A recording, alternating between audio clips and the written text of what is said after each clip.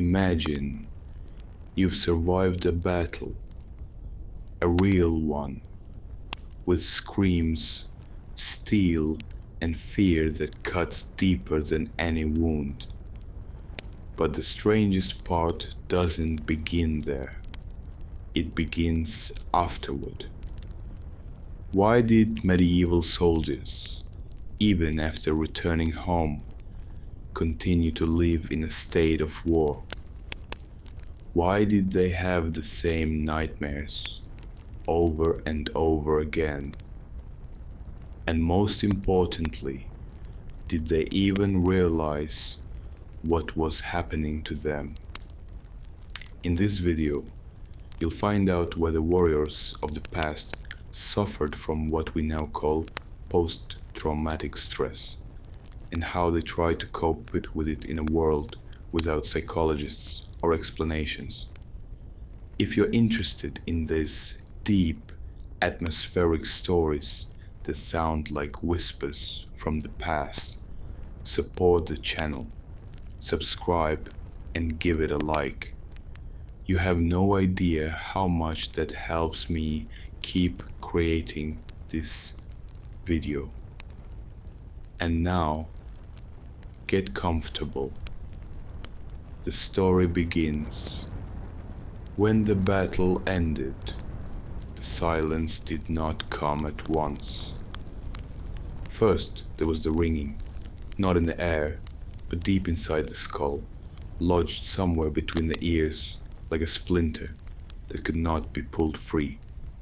Steel had met steel only in memory now, yet it rang just as clearly and relentlessly as it had a moment ago, when blade had found shield and the shock had traveled up through wrist and forearm and shoulder and settled into bone. The smell of burning wood, horse, sweat, and fresh blood didn't leave the nostrils even when a soldier walked a full mile from the field. The body understood that the danger had passed. The mind did not yet agree. The soldier removed his helmet slowly. His hands trembled, though the enemy had already fled or fallen. He looked down at his own palms, broad, hardened by years of training. The skin thickened into ridges along the grip lines of sword and spear.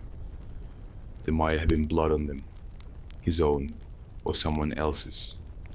In that moment, it no longer mattered which. What mattered was something else entirely. A sensation, sharp and inescapable, that the battle had not finished, that it never truly finished at all. By evening, the men gathered around fires. They ate whatever there was: hard bread, salt meat, perhaps a skin of raw wine passed between them without ceremony. They talked. Sometimes they even laughed, though the laughter had an edge to it, too loud and too sudden, as though it were not an expression of joy so much as a way of forcing something terrible back down below the surface. The jokes were crude. The stories were exaggerated. The noise was necessary, because the noise filled the spaces where thought would otherwise go. But when the fires burned low and the camp settled, each man was left alone with what he carried. Sleep came reluctantly, if it came at all. And when it did not always bring rest. We call this today by a clinical name: post-traumatic stress disorder. We have diagnostic criteria, treatment protocols, a literature stretching across hundreds of thousands of pages. We have brain scans that show what repeated exposure to extreme violence does to the structures governing fear and memory. We know with reasonable confidence why a man who has not been near a battlefield in 20 years can still flinch at a door slamming in the next room, still wake at 3 in the morning with his heart hammering at nothing. We understand the mechanism even when we struggle with the cure. The medieval soldier had none of this vocabulary. He had no framework that would allow him to say, "Something has happened to me, and it has changed the way my mind works, and I need help." The language simply did not exist in that form. The inner life was understood through entirely different lenses: spiritual, moral, humoral. If a man was disturbed in his sleep, a priest might suggest that demons were at work. If he was volatile and prone to sudden fury, a physician trained in Galenic tradition might observe an imbalance in the choleric humus. If he grew withdrawn and gray-faced and stopped taking pleasure in the things that had once pleased him, those around him might attribute it to melancholy, or to sin, or to the particular judgment of God. But read the descriptions that survive, the chronicles, the confessional literature, the occasional personal letter, the accounts embedded in hagiography, and something else emerges beneath the theological surface. Something that sounds, with an unsettling familiarity, like the same condition by another name. A knight returns from the eastern campaigns and cannot sleep in his own house. He wanders the halls.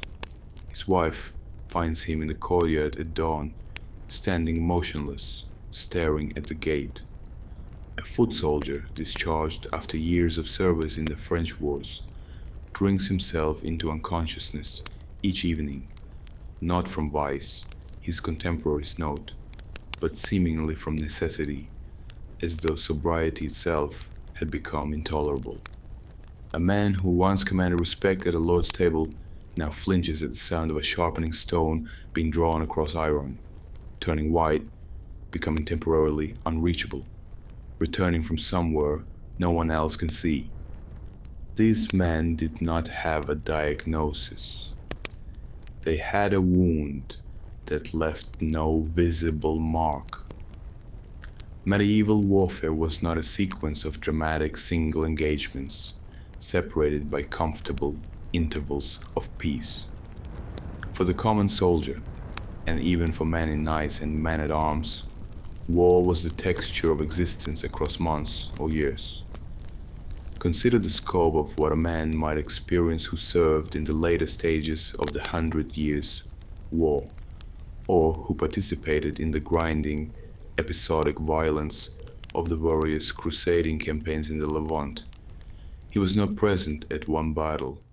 He was present at dozens of skirmishes, ambushes, sieges, raids, and pitched engagements, interspersed with the particular grinding dread of waiting, marching through hostile territory, watching companions die not only of wounds, but of dysentery and fever and simple exhaustion. The violence was not a crisis, interrupting normal life. For a great many men, it was normal life, and the human nervous system, which evolved to survive individual acute threats, was not designed to operate in permanent threat mode indefinitely without cost. The cost came due. What we now understand about trauma shows that the brain, under conditions of extreme danger, encodes experience differently than it does under ordinary circumstances. The hippocampus, responsible for organizing memory into coherent narrative, functions poorly under high stress. The amygdala, which governs the fear response, becomes hyperactivated. The result is memory that is not stored as story, with a beginning, middle, and end, but a sensation, raw, present, unresolved. A smell triggers the whole of an experience. A sound returns a man to a moment years in the past with a vividness that the ordinary recollection of a summer afternoon could never match. The brain, in its attempt to protect the organism from danger, has in effect trapped part of the consciousness in the moment of greatest threat, replaying it on a loop it cannot turn off. The medieval soldier would not have recognized this description but he would have recognized with painful precision the experience it describes. He would have recognized lying awake and seeing, behind closed eyelids, the face of a man he had killed. He would have recognized the way a certain quality of light, the particular amber of late afternoon on a field, could return him without warning to somewhere he did not wish to be.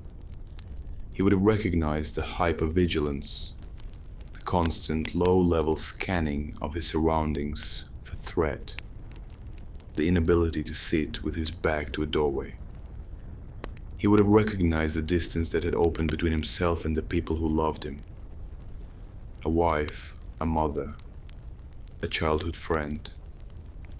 People who had never been to that place, and therefore could never quite reach him across the gap that place had made. He could not name what had happened to him, but he knew that he was not the same man who had left. And in that knowledge, unspoken, often unshared, carried like something shameful beneath the surface of ordinary life, he was not alone. Around every campfire, at every lord's table, in every village to which soldiers eventually returned, there were men carrying versions of the same invisible weight. The prevalence of the wound made it, paradoxically, invisible. When almost everyone is marked in some way, the marking becomes the baseline, the standard, the expected condition of a man who has been to war. No one asked why he did not sleep, because they already knew. And perhaps it was this, the shared nature of the suffering, the way it was absorbed silently into the rhythm of ordinary life without ever being named or addressed, that made the silence after battle the heaviest part of the war. The field ended, the noise ended, the danger ended, but the field did not let go. War, for the medieval soldier, was not an event, it was a climate. Modern conceptions of armed conflict tend to imagine it in discrete units, a deployment, a tour of duty, a campaign with a defined beginning and a negotiated end. Men go, men fight, men come home. The experience is terrible, but it has edges, and beyond those edges lies the ordinary world, waiting more or less intact. This is the structure that shapes contemporary understanding of combat trauma, a period of extreme experience, followed by a return to normalcy, with the psychological damage consisting largely of the difficulty of making that crossing back. The medieval soldier rarely had the luxury of that structure.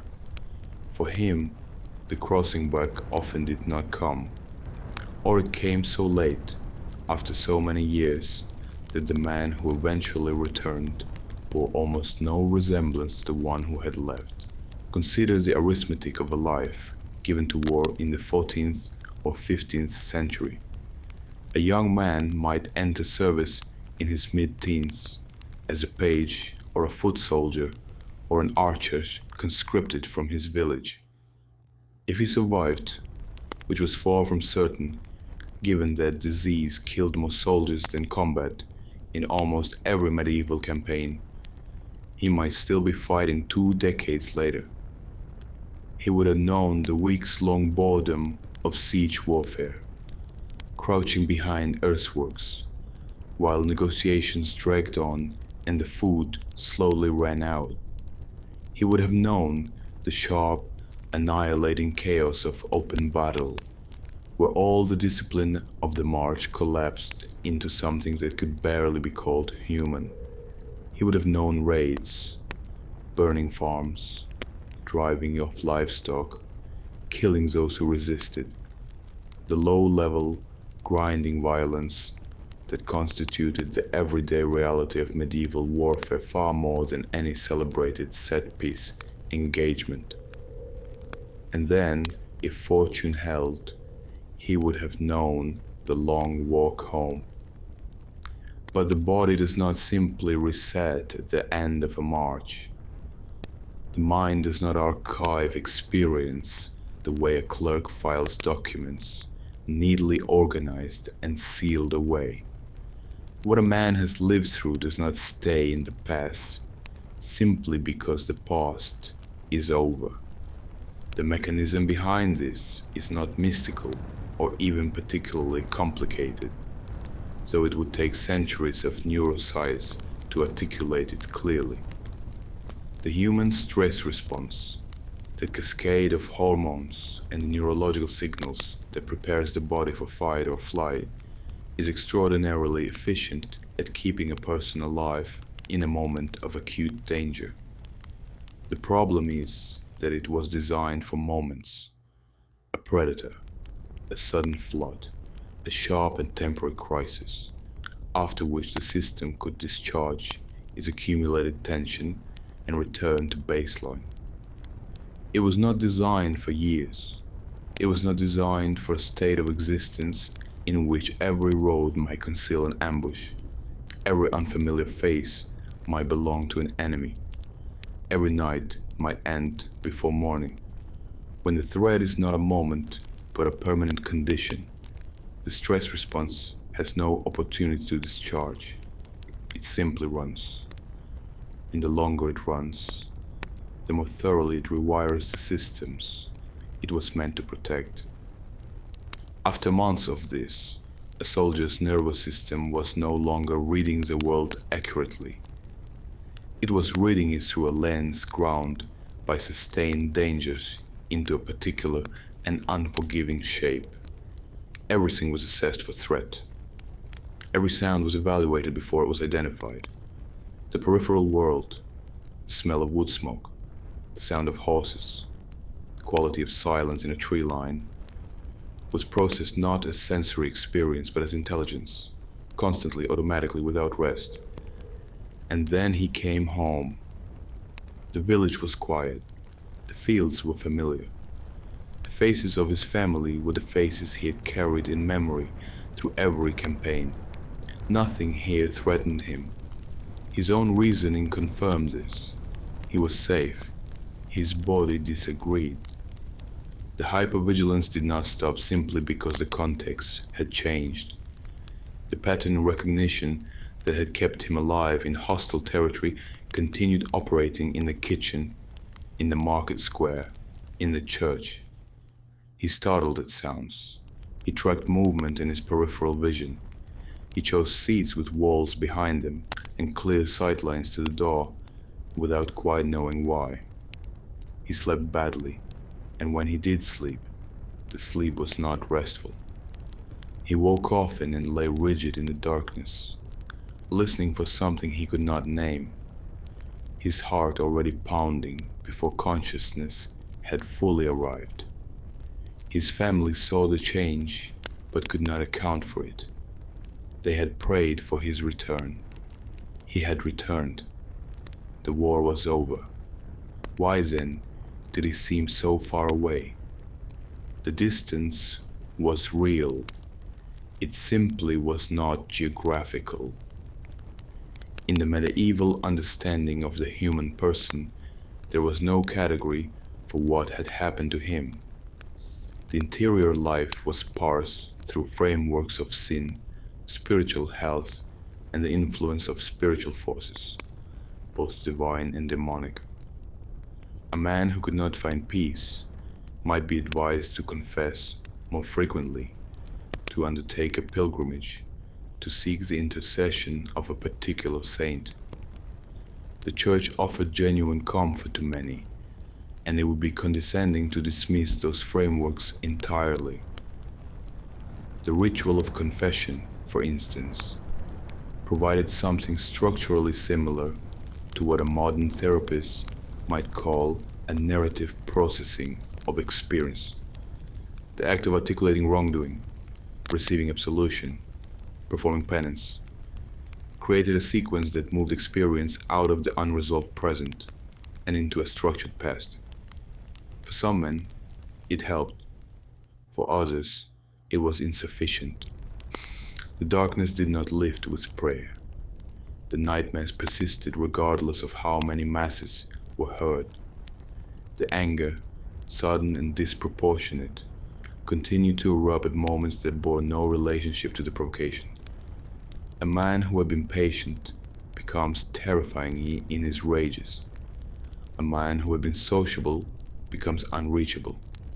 A man who had once taken visible pleasure in his children, his crops, his horses, his craft, moves through the days of his life as though observed through thick glass, present in body, absent in everything that matters. Medieval sources are not clinical documents. They do not offer systematic observation of psychological states, but they are full of shadows, of figures described in passing who do not quite fit the world they have returned to. The chronicler who notes that a veteran knight grew erratic and dangerous in his later years. The court record that registers, without comment, that a former soldier attacked a neighbor over a trivial dispute with a violence wildly exceeding any reasonable response. The monastic chronicle that describes a man who had fought in the eastern campaigns and afterward could not bear to be indoors, who slept outside regardless of weather, who became agitated in crowds and calm only in open, empty spaces where nothing could approach unseen. We cannot diagnose men across 6 centuries.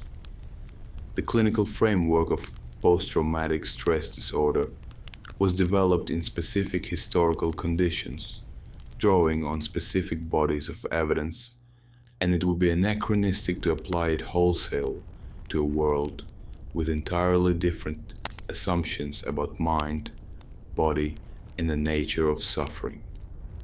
But the historian's caution cuts both ways. The same standards that prevent us from diagnosing also prevent us from dismissing. Experience is not contingent on the vocabulary available to describe it. A man does not require a clinical category in order to suffer. Pain does not wait for its name. What the medieval soldier carried inside him was real. The disrupted sleep, the intrusive memory, the emotional numbness alternating with sudden explosive feeling, the inability to fully inhabit a life that should, by every external measure, have been a relief and a gift.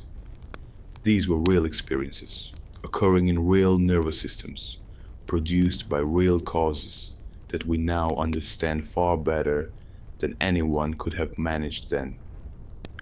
He lived with it as best he could. Some men found equilibrium eventually, or something close enough to it to pass. Others did not.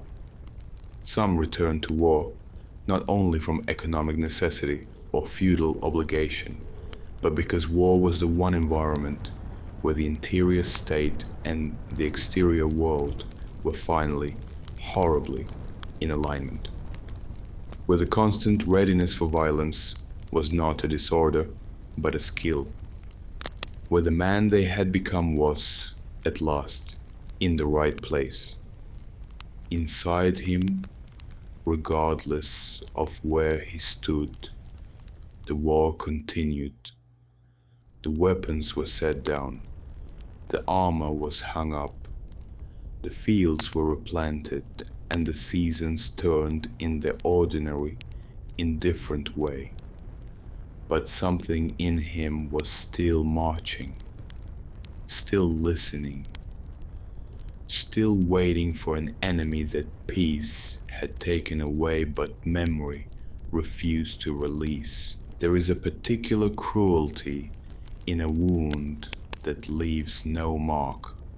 A soldier who returned from medieval warfare with a missing hand, a scarred face, a leg that no longer bent correctly, That man carried visible evidence of what had happened to him. His body told the story without requiring him to speak. Others could see it.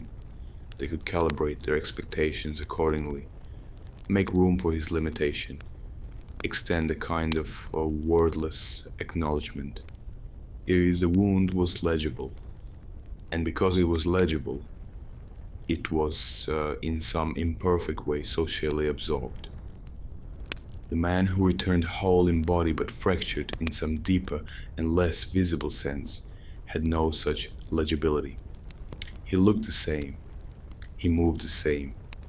From the outside, there was no evidence that anything had changed at all, and yet everything had changed. Something fundamental had been altered in his relationship to sleep, to noise, to other people, to himself, and he had no language to explain it, and those around him had no framework to receive the explanation even if he had tried. This was not simply a personal tragedy, it was a structural problem embedded in the medieval understanding of what a human being actually was. The dominant intellectual tradition of the European Middle Ages, shaped by a synthesis of Christian theology and classical philosophy, understood the human person as a composite of body and soul.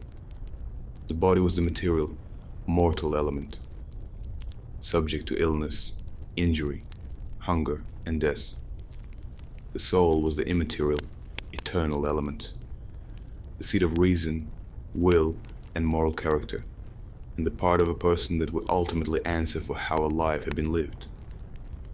Medicine addressed the body. Theology addressed the soul. Between these two domains, there was remarkably little space for what we would now call the mind, that middle territory, where experience becomes memory, where sensation shapes personality, where the repeated exposure to horror gradually and measurably changes the way a person perceives and responds to the world. The physicians of the medieval period worked primarily within a Galenic framework inherited from classical antiquity. Health was understood as a balance among four humors: blood, phlegm, yellow bile, and black bile, and illness as the disruption of that balance. The soldier who returned from campaign displaying what we might now recognize as symptoms of trauma could be observed and categorized within this system. Excessive anger and volatility suggested an imbalance toward choler. Persistent sadness, withdrawal, and the loss of pleasure in ordinary life suggested the influence of black bile, the humor associated with melancholy. Treatments were physical: dietary adjustments, bleeding, purging, changes of air and environment. These treatments occasionally helped, almost certainly for reasons unrelated to humoral theory. Rest, improved nutrition, removal from the source of stress, the simple passage of time, these are not nothing. But they address symptoms in isolation, without any understanding of what had actually happened or why. The framework had no mechanism for recognizing that the mind itself could be injured, that repeated trauma could alter the nervous system in lasting ways, that what the soldier needed was not a purge or a change of diet, but something far more difficult to prescribe: safety, time, and the possibility of making meaning from what he had survived. The Church offered its own parallel system of understanding and intervention. Sin, suffering, and spiritual disturbance were deeply intertwined in medieval Christian thought. A man who was disturbed in mind and behavior could be understood as spiritually compromised, not necessarily through any fault of his own, but through the influence of demonic forces, or through the accumulated moral weight of the violence he had participated in. however necessary that violence had been deemed by ecclesiastical and secular authority. A soldier who had killed even an enemy, even in sanctioned warfare, carried that act. The Crusades prompted genuine theological debate about the spiritual status of killing in the service of a holy cause, but the anxiety never fully resolved itself. Blood left a mark that was not only physical. The confessional was one response to this. A man could bring the interior burden of what he had done and witnessed to a priest, articulate it as best he could within the available vocabulary of sin and contrition, and receive absolution. This was not meaningless. The structure of confession, the requirement to put experience into language, to give it a shape and a sequence, to present it to another human being and receive a response, provided something that modern trauma therapy would recognize as valuable: narrative processing. The movement of raw, unstructured experience into something that could be held and handled. For some men, this was genuinely sufficient. The ritual did what it promised. But for others, the wound went deeper than the confessional could reach. The nightmares were not sins. The flinching was not demonic possession. The emotional numbness that settled over man like a permanent winter was not a failure of faith. These things belonged to a category that the available frameworks could not quite accommodate. And when a framework cannot accommodate something real, it tends either to force it into the nearest available category or to ignore it altogether. Both happened. Men were categorized as spiritually afflicted, morally compromised, constitutionally weak, or simply difficult. They were sent to priests or to physicians, or simply left to manage as best they could within the ordinary structures of family and community life. Some found in physical labor, the rhythms of farming, craft, the immediate demands of the body, a kind of relief that had nothing to do with any formal intervention. Some found in religious practice and devotion a genuine anchoring, a structure of meaning capacious enough to hold even the worst of what they had experienced. Some found in community, in the simple daily presence of people who knew them and expected nothing extraordinary, a slow and partial healing that no one would have called by that name. And some did not find any of these things. The chronicles and court records of the medieval period are full of figures who seem to exist at a permanent, irreducible distance from the world around them. The knight who becomes notorious for disproportionate violence in peacetime, the veteran who cannot maintain employment or household or relationship, drifting from place to place with no apparent ability to settle, the soldier who drinks, not socially, not even particularly happily, but with the focused, grim determination of a man's self-medicating against something he cannot name. These figures do not cluster neatly under a single heading. Medieval sources were not looking for the pattern, but the pattern is there, recurring across geography and centuries in social class, with the quiet insistence of something that is simply true about human beings under sustained, extreme stress. What strikes the modern reader, moving through these accounts, is not the difference. It is the sameness. Strip away the theological interpretation, the humoral explanation, the cultural framing, and what remains is a description of a nervous system that has been pushed beyond its tolerance and has reorganized itself around the experience of danger in ways that persist long after the danger is gone. The symptoms are the same. The social consequences are the same. The isolation, the particular, painful distance between the person who has been through something extreme and the people who love them but cannot follow them there, is exactly the same. The armor was magnificent, in its way. The craftsmen who produced the articulated plate armor of the high medieval period created something genuinely extraordinary.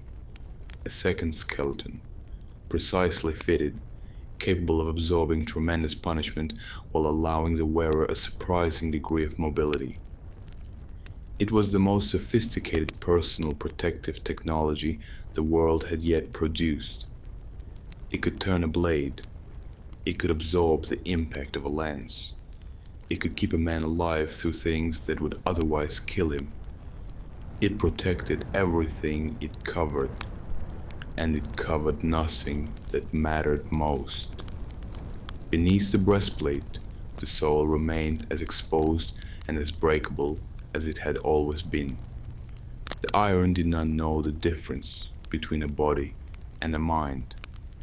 It had not been made for the wound that had no name, the injury that left no visible mark, the damage that a man carried back from the field, not on his skin, but somewhere far deeper and far harder to reach. The armor came off at the end of the day. The rest stayed on. Night was its own kind of battlefield. During the day, a soldier, returned from war, or still living within it, had resources available to him that the darkness reliably took away. There was work, the physical, immediate demand of labor that occupies the hands and, by extension, something of the mind. There was company, the noise of other people, the voices and the movements and small ordinary needs, creating a texture of presence that made it harder for the interior world to become too loud. There was forward motion, the road, the errand, the obligation, the simple animal necessity of moving from one place to the next. The day offered friction, and friction, for a man carrying something he could not look at directly, was a mercy. But the night took all of that away. The night was still. The night was quiet. The night removed every distraction that the day had provided and left a man alone with the contents of his own mind, which were not, for many men who had been to war, a comfortable place to be. The body was horizontal. The eyes were closed. The world had contracted to the dimensions of a sleeping pallet, a rough blanket, the sound of other men breathing nearby. And into that contracted space came everything that the day's motion had successfully, temporarily, kept at bay. The memories did not arrive as memories. That is the particular cruelty of traumatic recollection, and it was as true for the medieval soldier as it is for any survivor of sustained violence today. A memory, in the ordinary sense, is something a person knows they are remembering. It has a quality of pastness. It is available for inspection and reflection. It can be considered from a distance, placed in sequence, understood as something that happened and is now over. It belongs to then, not to now. What came to the soldier in the night was not this. It was not reflection. It was return. He was back there. The sights, the sounds, the smells, not reconstructed but relived, present with a vividness that the ordinary waking world rarely matched. He heard the particular sounds that a weapon makes when it connects with the body. He saw faces, the faces of men he had killed, or men who had died beside him, or men who had done things he couldn't stop and could not forget. He felt the specific physical sensation of the moments when his life had genuinely been in danger. The lurch of the stomach, the hyperclarity of vision, the strange detachment from pain that acute terror produces. All of this arrived not as something the mind chose to examine, but as something it was involuntarily plunged into, as completely and helplessly as a man pushed into deep water. He would wake suddenly. The transition from sleep to full waking alertness was instantaneous, not the gradual surfacing of ordinary consciousness, but a violent rupture. The body already braced for threat before the mind had established where and when it was. His hand might reach for a weapon that was no longer there. His breathing was rapid. His heart struck against his ribs with a force that seemed out of all proportion to the safety of the room around him. It took time, sometimes a long time, for the recognition to settle that this was a bed, not a battlefield. That the sounds outside were wind or animals, not an approaching enemy. That he was, by every measurable standard, safe. The feeling of safety did not follow automatically from the knowledge of it. And so he lay there, in the darkness, in the quiet, with his heart slowly returning to its ordinary rhythm and his mind refusing to return to sleep, because sleep meant going back, and going back was not rest. Sleep had become a territory he approached with weariness rather than relief, a place where the protections of waking life did not apply, and the past could do whatever it wished with him. Some men began to dread the approach of evening with a feeling that had no precise name in the language, an anticipatory anxiety, a tightening that started in the late afternoon as the light changed and the shadows lengthened and the night announced its coming. The day was bearable. The transition was not. Medieval sources rarely describe this experience from the inside. The interior lives of ordinary soldiers were not considered worth recording, and even men of higher status left little testimony about the private texture of their nights. But the evidence exists in scattered and indirect forms, and it accumulates into something recognizable. There are accounts of men who wandered at night rather than sleeping, who were found by servants or family members in the courtyard, in the stables, on the road, apparently unable or unwilling to remain in the dark enclosure of an interior room. There are records of men who drank heavily in the evenings, not from conviviality but with a systematic purposefulness that those around them sometimes found troubling, drinking to collapse rather than to pleasure, using unconsciousness as a substitute for rest when rest itself had become inaccessible. There are references in penitential literature and confessional guides to men who describe being tormented in sleep by visions of the dead, by scenes of violence they had witnessed or participated in, by a quality of nocturnal suffering that they could only frame in the available language of spiritual affliction. The Church provided what comfort it could: prayers before sleeping, the placement of sacred objects, the recommendation of particular saints whose intercession might protect the sleeping mind. These were not nothing. The ritual of preparation, the sense of placing oneself under a protection larger than one's own resources, gave structure to the approach of night and may have eased something of the anticipatory dread. But prayers did not reliably stop the nightmares. Sacred objects did not prevent the sudden violent waking, the groping for a weapon, the long dark hours of lying rigid and sleepless while the mind replayed what it could not release. And in the morning, the day required its performance. This is perhaps the aspect of the experience most consistently overlooked when we consider the psychological cost of medieval warfare. Not the nightmares themselves, terrible as they were, but the demand that followed them. Because the morning came regardless. The obligations of a soldier's life, or of the ordinary life he was attempting to resume after service, did not adjust themselves to accommodate how the night had gone. He was expected to rise, to function, to meet the requirements of whatever role he occupied in the world. If he was still in service, there were orders to follow and duties to perform. If he had returned home, there was a farm, a family, a lord's expectation, a community's assumption of normalcy. The world around him proceeded on the premise that he was the same man he'd been before, and it required from him the same things it had always required. So he gave them. He stood up. He ate or did not eat.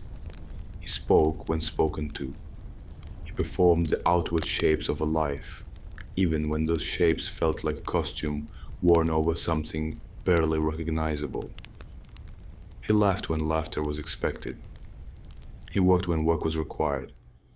He was present in every sense that could be externally verified, at the table and in the field and in the life that was, by every measure, his.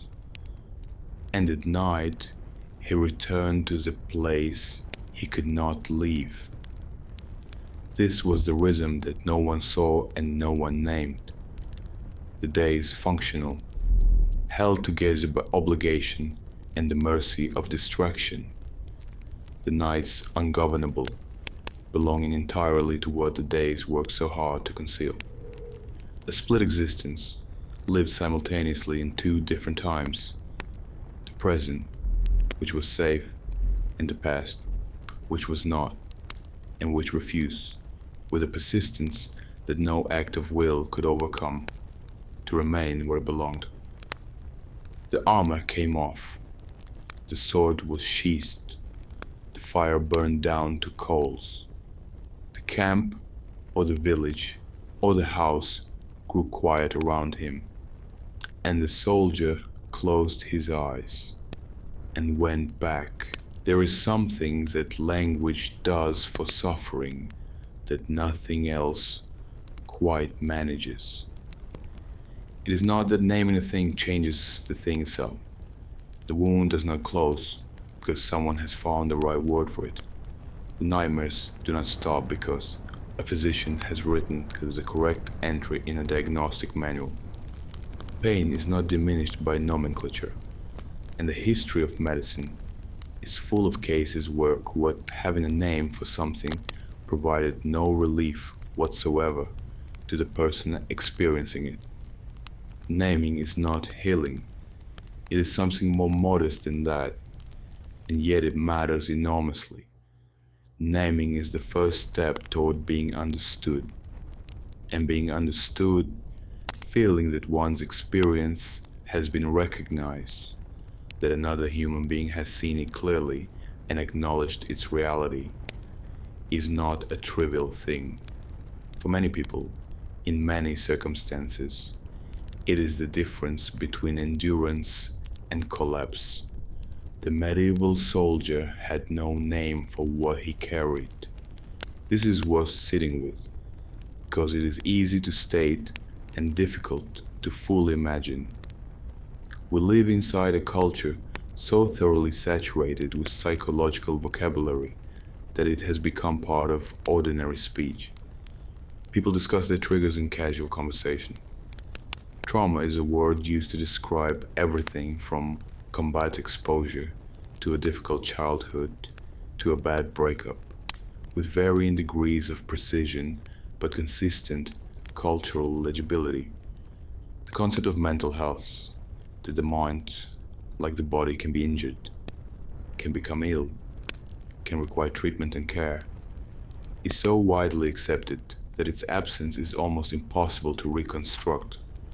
We take for granted that there is an inside to a person, a psychological interior that can be damaged and that deserves attention and repair.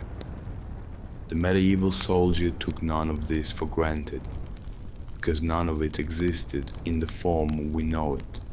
He had an interior life, of course he did, as richly and painfully as any person who has ever lived. But he did not have a framework that validated that interior life as a site of injury requiring intervention. The body could be wounded, the soul could be imperiled, but the mind, in the specific modern sense, the psychological self, the personality and its learning responses, the nervous system and its adaptations, was not yet a coherent object of understanding. It existed, but it had not been named. And what has not been named cannot easily be spoken of, cannot be presented to another person as something real and serious and deserving of response. So he lived with it in silence. Not always a chosen silence, and not always a complete one. There were surely conversations, hints, the partial disclosures that people make even when they lack the language for full articulation. A man might say, without knowing exactly what he meant, that he was not himself, that the nights were difficult, that certain sounds disturbed him in ways he could not explain. He might say nothing at all and communicate everything through the quality of his presence, the distance in his eyes, the way he held himself in a crowd, the reflexive tension that entered his body at particular moments.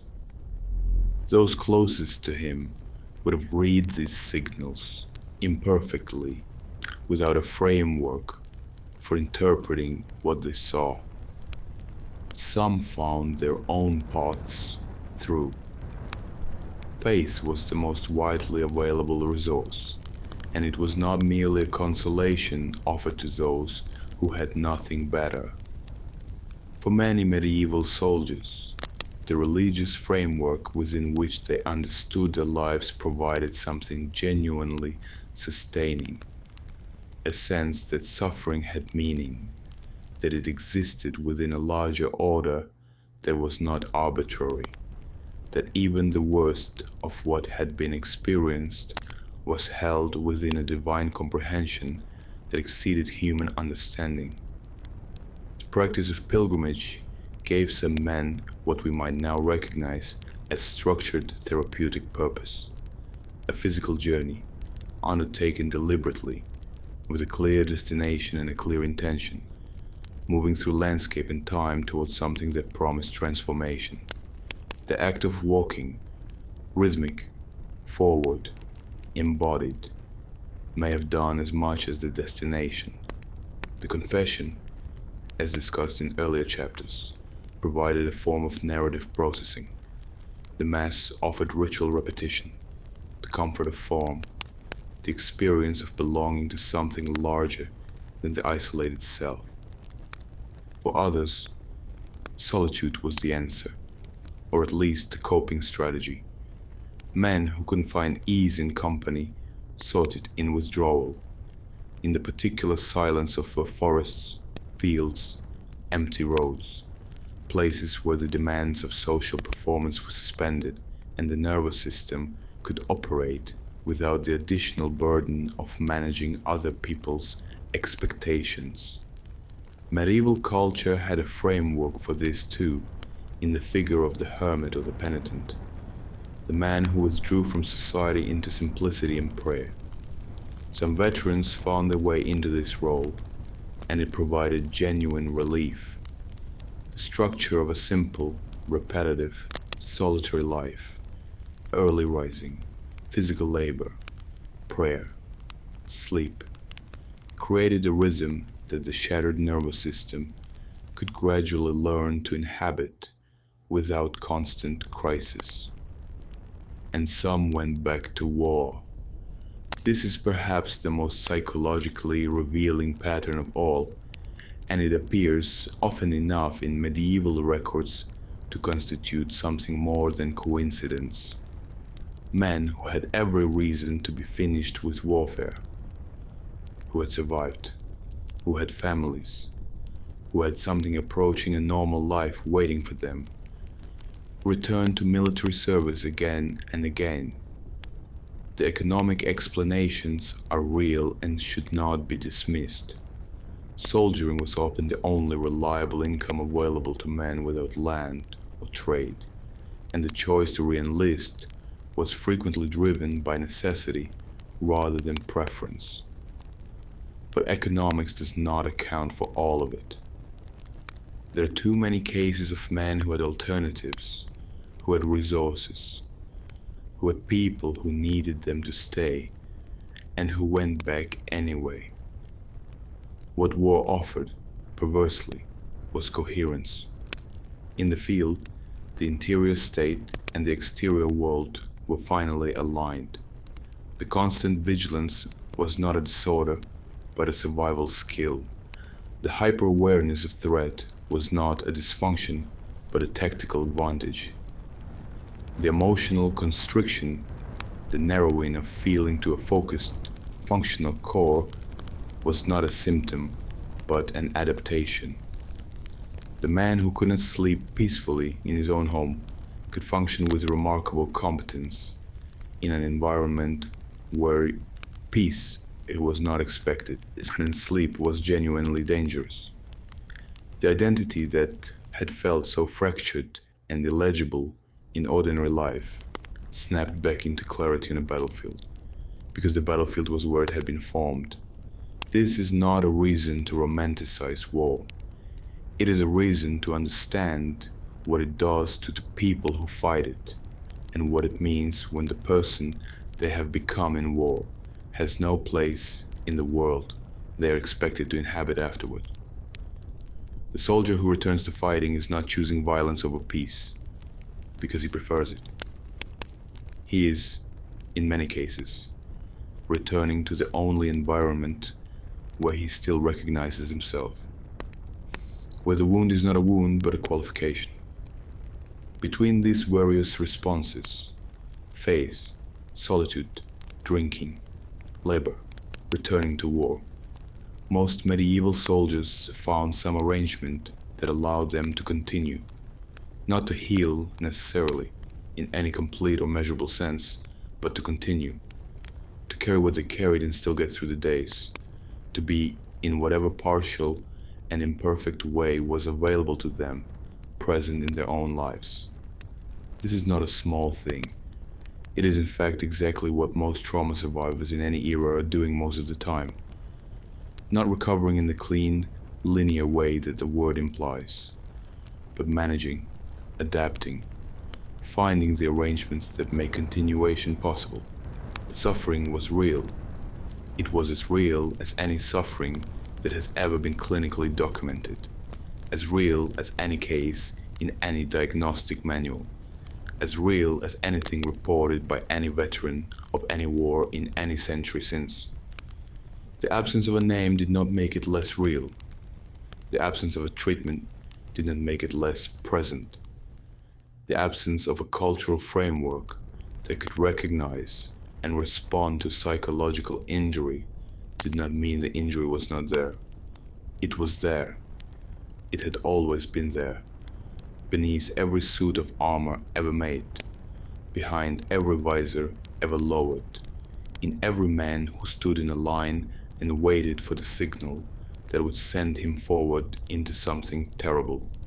The same vulnerability, the same capacity for damage, the same fragile and extraordinary human nervous system, doing its best to survive what survival required. We have given it a name now. We have built entire disciplines around its understanding. We have treatments, if imperfect ones, and an acknowledgement, if incomplete, that the men and women who go to war on behalf of everyone else deserve something more than silence when they return. The medieval soldier had none of this. He had only what every human being has always had, in the end, the bare fact of his own experience, the limited resources of his own endurance, and the long, unwitnessed effort of continuing to live inside a life the pain had permanently and irrevocably changed. The words came later. The pain was always there,